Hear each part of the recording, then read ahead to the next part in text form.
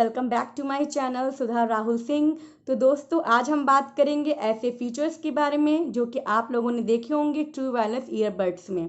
तो देखिए, मैं आपको इस वीडियो में मैं ज़्यादा हाई बजट की प्रोडक्ट नहीं बताती हूँ। मिनिमम जो मुझे लगता है मेरे अकॉर्डिंग इतना तो क्राइटेरिया होना ही चाहिए अगर आप इस प्रोडक्ट के परचेज कर रहे हैं या इस प्रोडक्ट के बारे में सर्च कर रहे हैं कि हाँ आपको ये लेना है। तो कुछ बेसिक जो क्राइटेरिया मेरे अकॉर्डिंग जो होने ही चाहिए उस ट्रू वायरलेस ईयरबड्स में, वो मैं शेयर करूँगी। कुछ फीचर्स होंगे जिनके बारे में आपको थोड़ा सा आइडिया, और इन डिटेल नहीं दूंगी, थोड़ा सा आपको आइडिया और ओवरव्यू दे दूंगी ताकि अगर आप उस प्रोडक्ट को परचेज करने जा रहे हो तो उन फीचर्स के बारे में आप लोगों को जानकारी हो।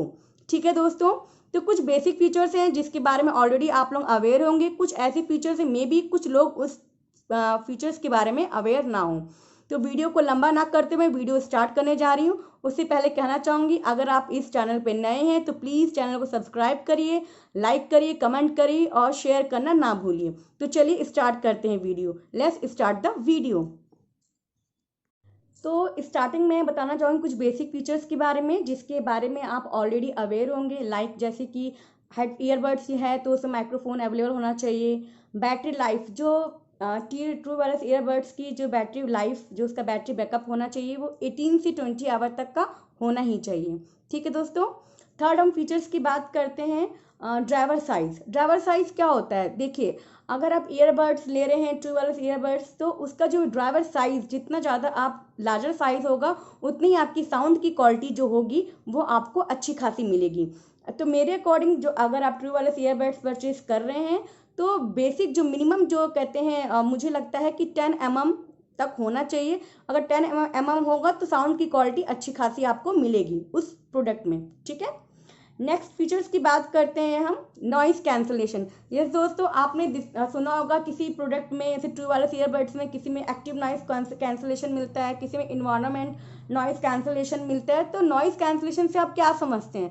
तो नॉइस कैंसलेशन का मीन्स ये हुआ कि सपोज करिए कि अगर आप जिससे बात कर रहे हैं वो किसी भीड़ भड़ाके इलाके में है, मतलब कि आपको वॉइस उसकी क्लियर नहीं आ पा रही है, जिससे आप बात कर रहे हैं उससे ज़्यादा जो उसके बैकग्राउंड में जो नॉइस हो रहा है वो आपको सुनाई दे रहा है। तो अगर जो प्रोडक्ट आपने अगर ट्रू वायरलेस ईयरबड्स परचेज कर रहे हैं, अगर उसमें नॉइस कैंसलेशन की फैसिलिटी अवेलेबल है तो आप क्या कर सकते हैं, तो आपको जिससे आप बात करेंगे तो उसकी वॉइस आपको क्लियर सुनाई देगी। ठीक है दोस्तों, ये हो गया नॉइस कैंसलेशन। तो मेरे अकॉर्डिंग अगर आप ट्रू वायरलेस ईयरबड परचेज कर रहे हैं तो नॉइस कैंसलेशन की भी फीचर्स उसमें अवेलेबल होने चाहिए। ठीक है। लास्ट हम बात करते हैं आईपी रेटिंग। आपने देखा होगा कि बहुत सारे जो प्रोडक्ट हैं जिन्हीं में IPX4 दे रखी है रेटिंग, IPX7 दे रखी है रेटिंग, और किसी किसी में लिखा मेंशन ही नहीं होता है कि उसको आईपी रेटिंग दी है कि नहीं दी है। अब देखिए, अगर हमने कोई सामान परचेज किया है तो अगर उसमें ISO सर्टिफाइड होता है, दैट मीन्स अश्योरेंस रहता है, श्योरिटी रहती है कि ISO सर्टिफाइड है तो प्रोडक्ट में वो क्वालिटी अच्छी होगी उस प्रोडक्ट की। वैसे ही आप ईयरबड्स या हेडफोन्स इनमें बात करेंगे, आईपी रेटिंग क्या होता है? अगर उस प्रोडक्ट को आईपी रेटिंग दी गई है दैट मीन्स आपको एश्योरेंस है, एश्योरेंस दी जा रही है कि हाँ उस प्रोडक्ट में वो फैसिलिटी, वो चीज़ अवेलेबल है, उससे आपको कोई प्रॉब्लम नहीं होगी। तो देखिए, आईपी के बाद 2 डिजिट का अवेलेबल होता है, या तो आपको दिखेगा X4 दिखता है, कभी X2, कभी X7, कभी 1214 ऐसी चीज़ जो होती हैं वो आपको देखने को मिलती हैं। आईपी रेटिंग की मैं बात कर रही हूँ। ठीक है दोस्तों।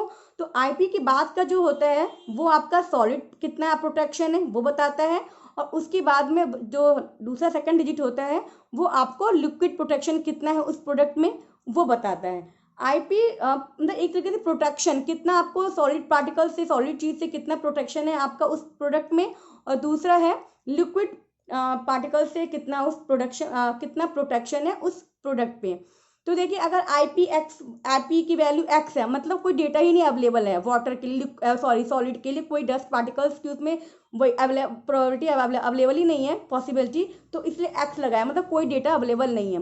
अब सपोज करिए x अगर 1 लिखा होता है, 2 लिखा होता है, जितनी ज़्यादा इंक्रीजिंग ऑर्डर में होता है 3, 4, 5, उतनी ज़्यादा उसकी जो प्रोटेक्शन है सॉलिड से वो अच्छी खासी होगी। ठीक है। और नेक्स्ट बात करते हैं, जैसे कि मैंने बताया IPX2, X3, तो दूसरा जो है जो लिक्विड प्रोटेक्शन का है, सेकंड जो डिजिट है 2, 3, 4, जितनी ज़्यादा डिजिट इंक्रीज होगी उतने ज़्यादा प्रोटेक्शन जो होगा उस प्रोडक्ट में लिक्विड का वो अच्छा खासा होगा। तो मेरे अकॉर्डिंग मिनिमम जो रेटिंग होनी चाहिए आईपी की, अगर आप ट्रू वायरलेस ईयरबड्स परचेज कर रहे हैं तो IPX4 मतलब X4 तक तो मिनिमम होना ही चाहिए लिक्विड से प्रोटेक्शन। देखिए आप अपना ईयरबड्स यूज़ कर रहे हैं, आप ट्रैवलिंग पर्पस में जा रहे हैं, कभी अचानक से बारिश हो जाती है, वाटर स्प्लैश हो जाता है, मतलब वाटर मतलब एक तरीके से मतलब पानी का अगर छिड़काव हुआ पानी की बूंदें पड़ जाती हैं तो उसमें वो फीचर्स अवेलेबल है कि आपके फ़ोन को आपके ईयरबड्स को उससे कोई भी इफेक्ट नहीं पड़ेगा। तो जैसे IPX4 मतलब 4 तक आपको रेटिंग दे, IP जो लिक्विड कट प्रोटेक्शन है वो 4 तक रेटिंग दे रखी है उसकी। तो मतलब अगर हल्का अगर कहते हैं स्वेट आएगा आपको पसीने से, थोड़ा सा आपके ईयरबड्स हो गए हैं, गीले हो गए हैं, या कहते हैं पानी की बूंदों से गीले हो गए, हल्की हल्की बारिश की बूंदे से गीले हो गए हैं, तो उसमें आपको उस प्रोडक्ट पे कोई भी उसकी नुकसान नहीं होंगे। वो प्रोडक्ट आपका एज इट इज चल रहा है वैसे ही चलेगा, उसका कोई मतलब कोई भी उस पर साइड मतलब कोई भी उस पर नुकसान नहीं होगा, मतलब आपको प्रोटेक्शन दे रही है दैट मीन्स। तो मेरे अकॉर्डिंग IP रेटिंग तो मस्ट इंपॉर्टेंट है अगर वो आप ट्रू वायरलेस ईयरबड्स परचेज कर रहे हैं। लास्ट हम बात करते हैं, देखिए आप ट्रू वायरलेस ईयरबड्स परचेज कर रहे हैं तो आपको कनेक्टिविटी अच्छी होनी चाहिए ब्लूटूथ की, कि ताकि आपके फ़ोन से जो आपका ईयरबड्स है वो ईजिली से कनेक्ट हो जाए, ठीक है। ताकि तो मेरे अकॉर्डिंग इस ट्रू वायरलेस ईयरबड्स में जो मिनिमम मुझे लगता है जो होना ही चाहिए बेसिक क्राइटेरिया, वो ब्लूटूथ की 5.0 वो तो होना ही चाहिए, उससे अबव होगा तो वेल एंड गुड, लेकिन मिनिमम 5.0 जो होना चाहिए ब्लूटूथ उतनी होनी चाहिए कनेक्टिविटी। तो उससे क्या होगा, आपका जो फ़ोन होगा इजीली से कनेक्ट हो जाएगा आपके ईयरबड से, आपको कोई प्रॉब्लम इशू नहीं फेस करना पड़ेगा कनेक्टिविटी के रिगार्डिंग, ठीक है दोस्तों। अब ये जो मैंने आपको बताए हैं फीचर्स, अगर आप चेकआउट करेंगे तो इस बजट में आपको एक कहते हैं फ्लिपकार्ट में, अमेजोन में आप चेक करेंगे तो आपको इस बजट में एक आपको ईयरबड्स देता है। अगर आप देख सकते हैं आपका बजट है इतना मिनिमम बजट के अकॉर्डिंग, तो आप Realme Buds Q2 भी आप परचेज कर सकते हैं, ठीक है दोस्तों। तो आप वो भी परचेज कर सकते हैं। तो मैं बगल में स्क्रीन शॉट में मतलब मैं ऊपर साइड में लगा दूंगी, आप देख लीजिएगा। उसके रिव्यूज़ भी उसमें अच्छे खासे दे रखे हैं, रेटिंग रिव्यूज़, आप वो भी चेकआउट कर लीजिएगा। और Realme Buds Q2 का है वो अच्छा खासा है, सारे फीचर्स ये जो हैं जो मैं आपको बता रही हूँ वो उसमें अवेलेबल भी हैं, तो आप आसानी से उस प्रोडक्ट को परचेज कर भी सकते हैं। इसकी जो रेंज होंगी मेरे ख्याल से 1599 है, लेकिन अगर वही मैंने बताती हूँ आपको हर वीडियो में, फ्लिपकार्ट अमेजोन में फ्लिपकार्ट और अमेजोन में ऑफर्स चलते रहते हैं, तो आपको ये फ़ोन आसानी से आपको 100-200 रुपये इसमें कम हो जाएगा, तो 1200-1300 का आपको मिल जाएगा। ये ईयरबड्स जो TW ईयरबड्स है आपको आसानी से 1200 या 1300 का मिल जाएगा। तो मैं यहाँ पर साइड में लगा दूंगी, आप देख लीजिएगा, ठीक है दोस्तों। और बाकी आपका बजट अच्छा खासा है तो ये फीचर्स भी अच्छी क्वालिटी अच्छी सब फीचर्स आपको, अगर बजट आपका हाई है तो आप उसमें भी जा सकते हैं, आपको काफ़ी सारे ईयरबड्स आपको मिल जाएंगे, आप चेकआउट कर लीजिएगा। अगर आप चाहते हैं कि मैं इस पर एक वीडियो बनाऊं कि कौन से ईयरबड्स आपको लिए सही है, वो होना चाहिए, वो कौन सा ईयरबड्स मैं आपको सजेस्ट करूँ रेटिंग रिव्यू के अकॉर्डिंग, फ्लिपकार्ट अमेजोन में मैं चेकआउट कर लूँगी, उसके बेसिस में आपको बता दूँगी उस प्रोडक्ट के बारे में। इस वीडियो में मैं सिर्फ कुछ फीचर्स के बारे में बताया है मैंने आपको, ताकि आप अगर कोई ट्रू वायरलेस ईयरबड्स परचेस करने जा रहे हैं तो आपको आसानी हो, ताकि आप उन फीचर्स के बारे में अवेयर हो कि हाँ आपका माइंड सेट है कि हाँ मैं जो ईयरबड्स खरीद रहा हूँ उनमें ये फीचर्स तो बेसिक होना ही चाहिए, ठीक है दोस्तों।